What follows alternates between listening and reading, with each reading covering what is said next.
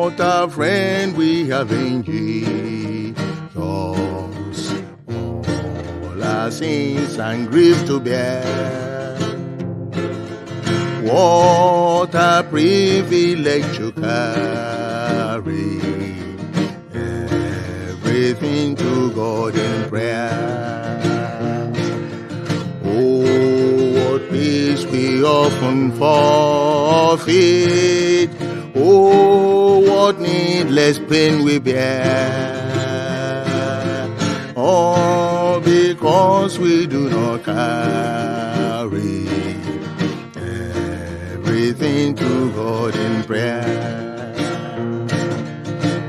Ọrẹ ńlá nínú Jésù tó rú gbogbo ẹ̀ṣẹ̀ wa.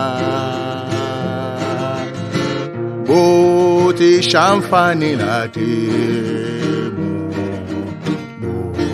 gbogbo nkan Tọ Ọlọrun lọ. Oluwa alafia tá nsọnù. Iror ainidi tá jẹ.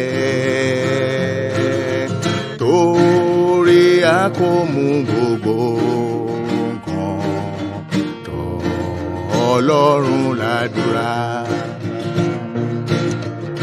Have we trials and temptations? Is there trouble anywhere?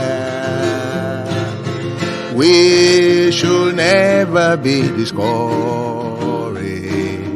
Take it to the Lord in prayer. Can we find a friend so faithful who will all our sorrows share? Jesus knows our every weakness. To the Lord in prayer. Idanwò wà ńbẹ̀ fún wa bí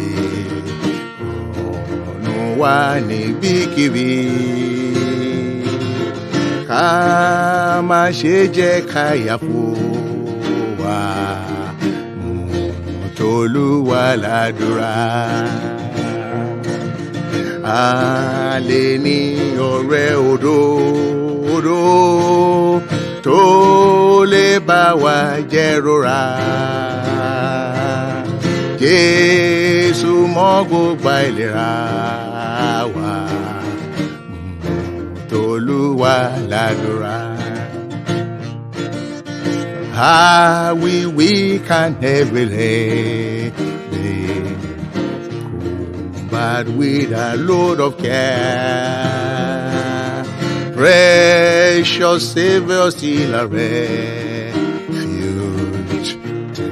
Take it to the Lord in prayer. Do thy friends despise, forsake thee? Take it to the Lord in prayer. In his arms he'll take and shield thee. Thou will find our soul is there. Àwa ṣe ailera bí àníyàn wa tẹ́wa bá. Olùgbàlà lè àbò wa. T'Oluwa l'adura. Àwọn ọ̀rẹ́ kọ̀ ọ́ sílẹ̀, mú t'Oluwa l'adura.